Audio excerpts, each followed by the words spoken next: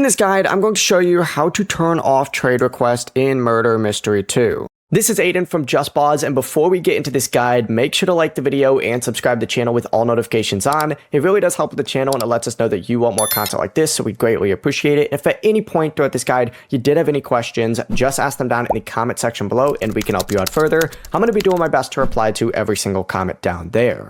Now, first things first, you do need to open up Murder Mystery 2 and look for the player list on the side of the screen right here. Scroll to the very bottom of the list, and once you reach level 10, of course, you're going to have the option to just turn trading off. You could just disable trading, and other players will no longer be able to send you trade requests as soon as you have that option turned off. And if you're playing on a phone and you don't see the trading toggle, this may be because the option isn't currently visible in the phone layout yet, and players have recently reported that the trade off control can appear on the larger tablet style layouts, but not the standard phone mode.